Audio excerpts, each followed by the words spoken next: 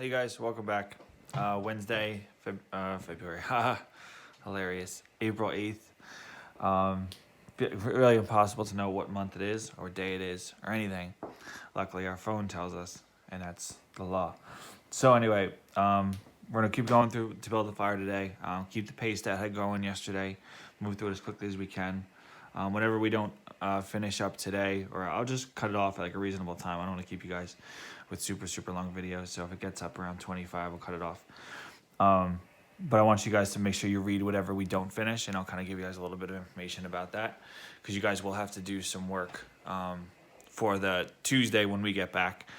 I'll post questions for you guys, or a prompt, I should say, for you guys to do for your minor writing at some point the next couple days for you guys to work on, so you'll have a lot of time to do it. But even if you didn't, even if it came Monday, you would be all right. I wouldn't be worried about it. Just a simple CSE paragraph, based upon the prompt that you guys get. So nothing to be too concerned about. Obviously, if you didn't have your stuff handed in yet from the other day, make sure it's in. You don't want to get any points off. Do your membean. No membean next week. So you have a week off from that, and then you had some extra weeks at the end to kind of make up for it. So you got all that coming to you. So without further ado, our guy, getting real confident because of his way his actions worked. His actions, the course of the story. A couple things popped up. He fell through the ice into the water right away. He knew he had to go build the fire, but from the way he was before, super overconfident, didn't really care too much. He forgot to build the fire when he sat down to eat lunch. You could tell this man is very arrogant. There's a lot of stuff that he says he thinks he knew that pops up a lot. He knew it was this. He knew it was that. The last thing we said was he was safe, and he was safe because he built the fire. And there was that line about man cannot fail in his first attempt to build a fire when it's 75 degrees below zero. This is one of the most important lines in the whole story, and if it comes up on page 71, fourth or so paragraph down, that quote, make sure you know that. He knew it, right? And there's that old man in Sulphur Creek that got mentioned before too, that was basically warning him about the dangers of this world out there. The old man in Sulphur Creek, automatically old man, you think wisdom, right? He's not in the story as a character necessarily, but he's very influential in the mindset of this person. Other influential character would be the dog who acts on his instinct, unlike the man who has this thought process that he runs with. The dog seems to be in a better position to survive because of his the genealogy and how everyone before him has survived to that point, whereas the man is a transplant. He doesn't belong there. And he acts like someone who knows exactly what's going to go on here. And you'll see in this paragraph, the reason I stopped over here is because this paragraph, we see that characterization of the man go from, wow, this guy's kind of dumb, to this person is asking for it. A little example of foreshadowing here with the way he responds to the information given by the old man. So we pick up here, 72. He remembered the advice of the old man on Sulphur Creek and smiled. Remember, the old man said, make sure that you'd always be careful up there. All this the man knew. He told him about, you should always be careful out there, blah, blah, blah. The man had been very serious when he said that no man should travel alone in the country after 50 below. Well, here he was. He had an accident, he was alone, and he had saved himself. Those old men were rather womanish, he thought. All a man must do was keep his head, and he was all right. Any man who was a man could travel alone. But it was surprising, the rapidity with which his face and his nose were freezing, and he had not thought his fingers could lose their feeling in so short a time.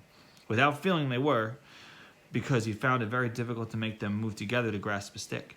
They seemed far from his body and far from him. When he touched the stick, he had to look at it to see whether or not he was touching it at all. So, look what this says there. That old man was rather womanish. Those old guys are rather womanish, he thought to himself.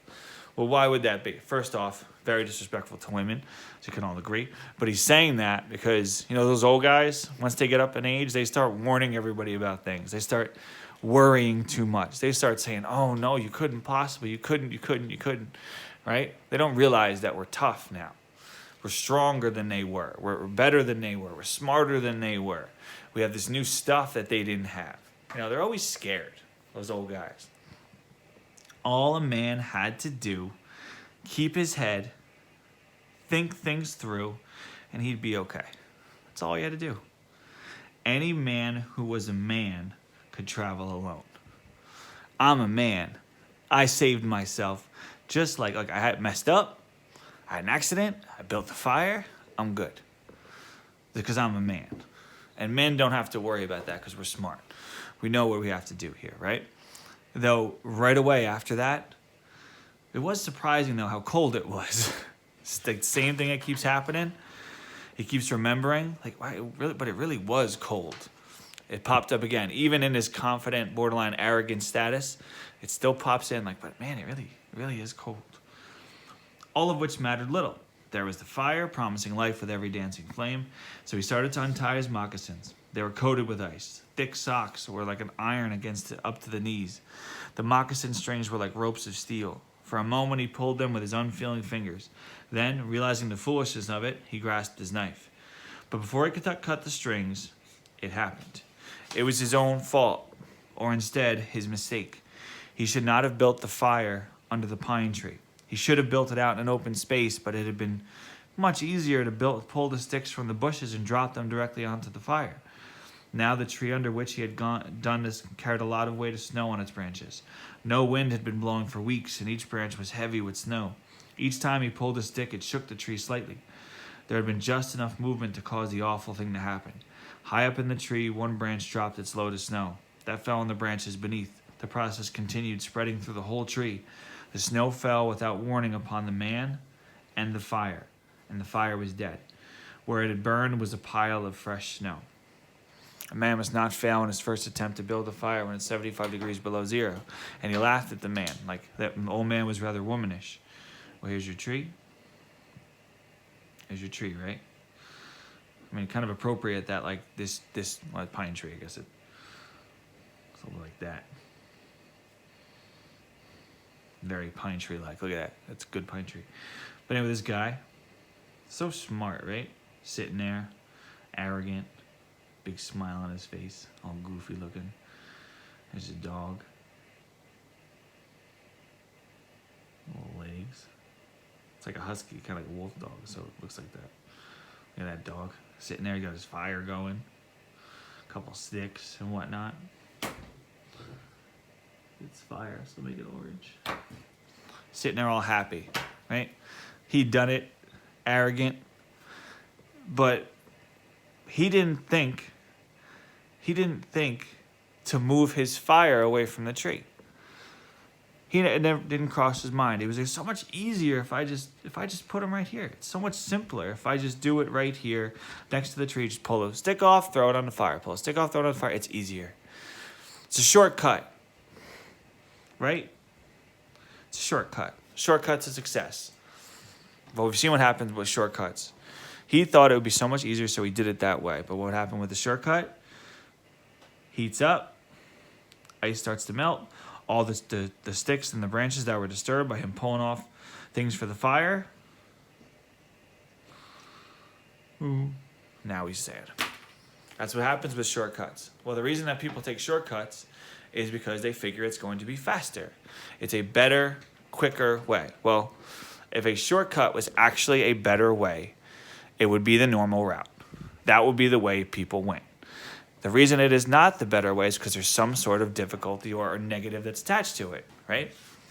Well, what might keep someone from not seeing that? The trouble with the man was that he's not able to imagine. He lacked imagination. He didn't think things through. He didn't think about, if I build this close to the tree, what's the downside? Right? He didn't think. It wouldn't happen to me. It's fine. I'll be okay. This is easy, and I'll be out of here, and I'll warm up, and it was all good. But no, because of his lack of imagination, the man fails in his first attempt to build a fire at minus 75. And the old man said, if that happens, you're dead. So what does he do now? Because he just called that old man womanish a second ago. Looks like he was right. The man was shocked. How could he not see this coming? Because he lacked imagination. It was like hearing in his own judgment of death. For a moment he sat and stared at the spot where the fire had been. Then he grew very calm. Perhaps the old man in Silver Creek was right. If he had a companion on the trail, he would be no longer in danger now. The companion could have built the fire, but now he must build the fire again. And the second time he must not fail. Even if he succeeded, he would likely lose some toes. His feet must be badly frozen by now, and there would be some time before the second fire was ready. Well, now he must build it a second time, and the second time he must not fail. No. Man must not fail in his first attempt to build the fire when he's alone at minus 75. Maybe that old man was right, should have had a companion. Of course he was right. Such were his thoughts, but he did not sit and think them. He was busy all the time they were passing through his mind. He made a new foundation for the fire, this time in the open space where no tree would be above it. Oh, that's good. He learned. Next, he gathered dry grass and tiny sticks. He could not bring his fingers together to pull them out of the ground, but he was able to gather them by the handful. In this way, he also got many pieces that were undesirable, but it was the best he could do. He worked carefully, collecting an armful of larger branches to be used later when the fire gathered strength. And all the while, the dog sat and watched him. There was an anxious look in its eyes, because it depended on him as the fire provider, and the fire was slow in coming. When all was ready, the man reached in his pocket for a second piece of tree bark. He knew the bark was there, although he could not feel it with his fingers. Remember, his hands were frozen. He tried again and again, but he could not grasp it. And all the time in his mind, he knew that each instant his feet were freezing. This thought alarmed him, but he fought against it and kept calm. Now, all of a sudden, fear is creeping in. And usually for people that have this kind of arrogance, that fear as it develops and pushes its way in their mind, they don't know how to handle it. People who have imagination have these things come up against them, and they can react because of their preparedness, right? We planned for this. We thought of this. We knew this was a possibility. But him, there was no planning. It slapped him right in the face, and he was like, what? And the man was shocked, it said. Me? I could die? It never reached his mind. He pulled on his mittens with his teeth, and he began swinging his arms, and he beat his hands with all the strength against his sides. He did this while he was sitting down. Then he stood up to do it. All the while the dog sat in the snow, its tail curled warmly over its feet, its sharp wolf ears bent forward as it looked at the man. And the man, as he waved his arms and hands, looked with longing at the creature that was warm and secure in its covering provided by the nature. After a while, he began to notice some feeling in his beaten fingers. The feeling grew stronger until it became very painful, but the man welcomed the pain. He pulled the mitten from his right hand and grasped the tree bark from his pocket. The bare fingers were quickly numb again. Next, he brought out his pack of matches, but the awful cold had already driven the life out of his fingers. Notice how the sentences are getting quicker? Because his urgency is picking up. Like he's getting more intense, so the story's getting more intense. But the awful cold had already driven the life out of his fingers. In the effort to separate one match from the others, the whole pack fell in the snow. He tried to pick it out of the snow, but he failed. The dead fingers could neither touch nor hold. Now he was very careful. He drove the thought of his freezing feet and nose and face from his mind. He devoted his whole soul to the picking up of the matches. He followed the movement of his fingers with his eyes, using his sense of sight instead of his touch. When he saw his fingers on each side of the pack, he closed them. That is, he willed to close them, because the fingers did not obey. He put the mitten on his right hand and beat it fiercely against his knee. Then, with both mittened hands, he lifted up the pack of matches, along with much snow, to the front of his jacket, but he had gained nothing. After some struggling, he managed to get the pack between his mittened hands. In this manner, he carried it to his mouth. The ice broke as he opened his mouth with fierce effort. He used his upper teeth to rub across the pack in order to separate a single match. He succeeded in getting one, which he dropped on his jacket. His condition was no better. He could not pick up the match. Then, he thought how he might do it. He picked up the match with his teeth and drew it across his leg, 20 times in this before he succeeded in lighting it. As if flamed, he held it with his teeth to the tree bark, but the burning smell went up to his nose, causing him to cough. The match fell into the snow, and the flame died. The old man in Sulphur Creek was right. Like he failed again. The old man was right. He thought in that moment of controlled despair that followed. So again, panicking, but he's trying to stay as calm as possible. After 50 below, a man should travel with a companion. Well, bad time to realize it, dude. After 50 below, a man should travel with a companion. He beat his hands, but it failed to produce any feeling in them. Suddenly, he bared both hands, removing the mittens with his teeth. He caught the whole pack of matches between his hands. His arm muscles were not frozen. He was able to press his hands tightly against the matches. Then he drew the whole pack along his leg. It burst into flames, 70 matches at once. So, desperation, all of it. Get all of them burst, like all of them together. But it has to work. If it fails, it's over. There was no wind to blow them out. He kept his head to one side to escape the burning smell, and he held the flaming pack to the tree bark. As so he held it, he noticed some feeling in his hand. His flesh was burning. He could smell it. The feeling developed into pain. He continued to endure it. He held the flame of the matches to the bark that would not light readily because his own burning hands were taking most of the flame. So, like, think of it like he's holding them, but he's just like his hands are like frozen. He's just kind of like this, and he's trying to like just push his hands together as hard as he can. He's trying to just stick them to the fire, but his hands are getting so much of the fire because it's just like they're stuck and frozen together. His hands are burning along with it. Finally, when he could endure no more, he pulled his hands apart. The flaming matches fell into the snow, but the tree bark was burning. He began laying dry grass and the tiniest sticks on the flame. He could not choose carefully because there must be pieces that could be lifted between his hands. Small pieces of green grass stayed on the sticks, and he bit them off as well as he could with his teeth. He treated the flame carefully. It meant life, and it must not cease.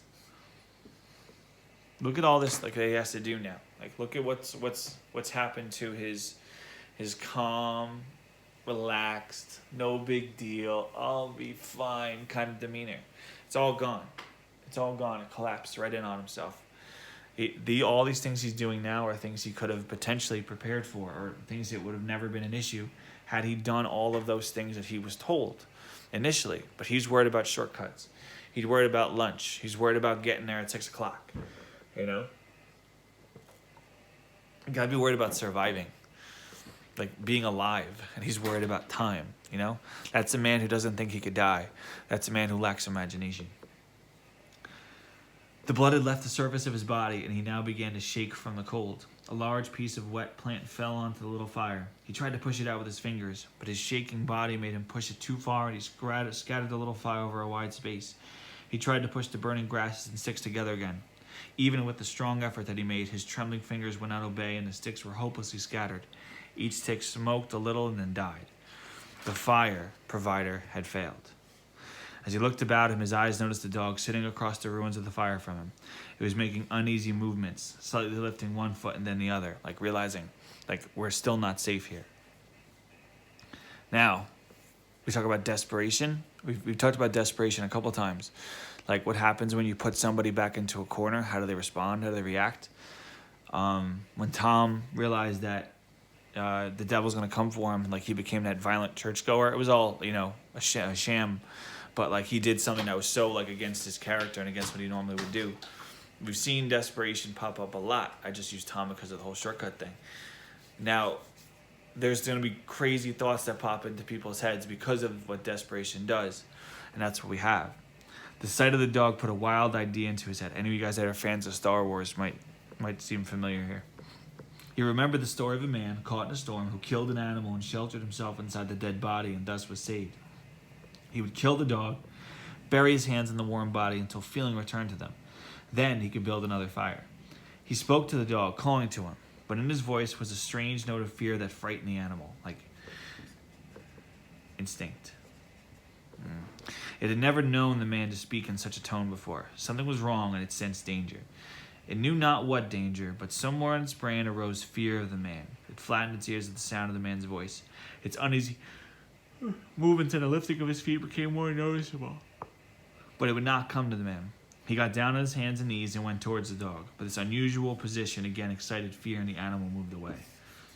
Instinct. Survival, imagination. The dog wasn't like, oh, this is fine.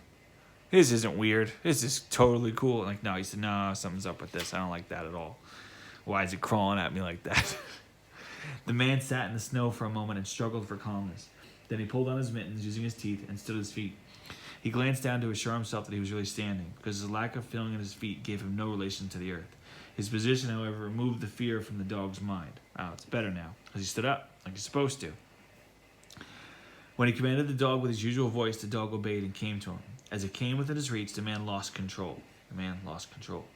His arms stretched out to hold the dog, and he experienced real surprise when he discovered his hands could not grasp. There was neither bend nor feeling in his fingers. He had forgotten for the moment that they were frozen and they could feel it. They were freezing more and more. All this happened quickly before the animal could escape. He encircled his body with his arms, and he sat down in the snow and in his fashion held the dog while it barked and struggled. But it was all he could do. Hold its body encircled in his arms and sit there. He realized that he could not kill the dog. There was no way to do it. With his hands frozen, he could neither draw nor hold his knife, nor could he grasp the dog around the throat. He freed it and it dashed wildly away, still barking. It stopped 40 feet away and observed him curiously, with ears sharply bent forward. Notice what happens when there's fear, like his ears bent forward, like he's trying to figure out what to do. He does as much sense as possible. You'll notice that like the imagery of the story is so strong as you move through. Like there's so many things here. Also, like when you mentioned like the symbolism of the fire, like there's so many things that pop up to describe like vividly how things are going, the feeling of the flesh and all that. It's because there's so little to like the story, like in terms of the characters and this and that it's just like these are the things that happen. This is the way it looks. This is the way it feels. It's so valuable to what we're trying to see because he's really trying to put these images in your mind. It's not just like it was cold. This is how cold it was. It's not just like this is how much it hurt. This is like it hurt, like to the part where his hands were burning apart, and he smelled it, and he looked and he saw it, and it's that extra bit of imagery to make sure everyone's mind is in the same spot. The man looked down at his hands to locate them and found them hanging to the ends of his arms. He thought it curious that it was necessary to use his eyes to discover where his hands were. He began waving his arms, beating the mittened hands against his sides. He did this for 5 minutes.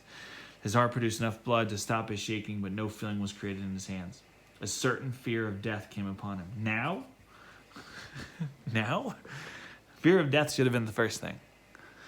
He realized that it was no longer a mere problem of freezing his fingers and toes or of losing his hands and feet. Now it was a problem of life and death with the circumstances against him. It's been that way. The fear made him lose control of himself, and he turned and ran along the creek bed on the old trail. The dog joined him and followed behind closely. The man ran blindly in fear such as he'd never known in his life, because he's not the kind of person that is afraid of things like that. Slowly, as he struggled through the snow, he began to see things again. The bank of the creek, the bare trees, the sky. The running made him feel better. He did not shake anymore. Maybe if he continued to run, his feet would stop freezing. Maybe if he ran far enough, he would find camp with the boys. Without doubt, he would lose some fingers and toes and some of his face, but the boys would take care of him and save the rest of him when he got there. And at the time, when there was another thought in his mind that said he would never get to camp in the boys. So just as he's having these moments of but maybe, the same thought will make you, no, you're never going to get there. That also creeped into his head. It's just like when he had all those thoughts of like, well, there's, it's fine, I'll be this, but it certainly was cold. Same kind of dichotomy in his head that it puts him in a bad spot. It told him that it was too many miles away, that the freezing had too great a start, and that he would soon be dead. He pushed this thought to the back of his mind and refused to consider it. Sometimes it came forward and demanded to be heard, but he pushed it away and tried to think of other things. It seemed strange to him that he could run on feet so frozen, but he could not feel them when they struck the earth and took the weight of his body. He seemed to be flying along the edge of the surface, to have no connection with the earth. His idea of running until he arrived at the camp and the boys presented one problem. He lacked the endurance. Several times he caught himself as he was falling. Finally, he dropped to the ground, unable to stop his fall. When he tried to rise, he failed. He must sit and rest, he decided. Next time it would be merely walk and keep going. It's too late. As he sat and regained his breath, he noted that he was feeling warm and comfortable. He was not shaking, and it even seemed that a warm glow had come to his body. Yet, when he touched his nose or face, there was no feeling. Running would not bring life to them. His body was going into shock. Nor would it help his hands and feet. Then the thought came to him that the frozen portions of his body must be increasing. He tried to keep this thought out of his mind and try to forget it. He knew that such thoughts caused a feeling of fright in him. He was afraid of such feelings. But the thought returned and continued until he could picture his body totally frozen. This was too much, and again he ran wildly along the trail. So once he does imagine, it makes him so scared he doesn't react. Like, he reacts in a desperate way, right? He can't handle the fear, so he pushes it out of his head so often, because he knows things. Once he slowed to a walk, he thought of the freezing his body again, and increasing made him run again. And all the time the dog ran with him, at his heels. When he fell a second time, the dog curled its tails over his feet and sat in front of him, facing him, curiously eager. The warmth and security of the animal angered him. He cursed it until it flattened its ears. This time the shaking because of the cold began more quickly. He was losing his battle with the frost. It was moving into his body from all sides. This thought drove him forward, but he ran no more than 100 feet when he fell head first. This was his last moment of fear. When he recovered his breath and his control, he sat and thought about meeting death with dignity. However, the idea did not come to him exactly in this manner. His idea was that he had been acting like a fool. He had been running around like a chicken with its head cut off. He was certain of freeze in his present circumstances, and he could accept it calmly. With his newfound peace of mind came first sleepiness. Good idea, he thought. Sleep his way to death. Freezing wasn't as bad as people thought. There were many worse ways to die. Now this is his thought process. It's gone to a whole dark place. He pictured the boys finding his body the next day. Suddenly, he saw himself with them, coming along the trail and looking for himself. And still with them, he came around a turn in the trail and found himself lying in the snow. He did not belong to himself anymore. Even then, he was outside of himself, sitting with the boys and looking at himself in the snow. It certainly was cold, was his thought. When he returned to the United States, he could tell the folks what real cold was. As this other being, still unable to really imagine himself and what he was. His mind went from this to the thought of the old man of Silver Creek. He could see him quite clearly, warm and comfortable and smoking a pipe. "You were right, old fellow. You were right," he murmured to the old man of Silver Creek. Now he's starting to picture things, imagine things. So at the moment of death, imagination becomes clear. Because now that's the only way out, right? That's the only way out of this. When the man dropped into what seemed to be the most comfortable and satisfying sleep he had ever known, the dog sat facing him and waiting. The brief day ended in a long evening, and there were no signs of fire to be made. Never in the dog's experience had it known a man to sit like that in the snow and make no fire. As the evening grew darker, its eager longing for the fire mastered it. With much lifting of its feet, it cried softly. Then it flattened its ears, expecting the man's curse, but the man remained silent. Later the dog howled loudly, and still later it moved closer to the man and caught the smell of death. This made the animal back away. A little longer it delayed, howling under the stars. It leapt and danced and shone brightly in the cold sky. Then it turned and ran along the trail toward the camp it knew, where there were other food providers and fire providers. You guys that did heard of Fly Buzz When I Died, the ending of it is very similar in that it's this moment is this big moment of death, but it's really just this slow turn to sleep, and then it's over, and then the dog reacts in the only way it knows how, survival. It looks and says, well, he's dead, time to go, right? And it's this guy's lack of imagination. And talk about the imagery, the symbolism is also something that you guys should have noticed throughout the course of the story.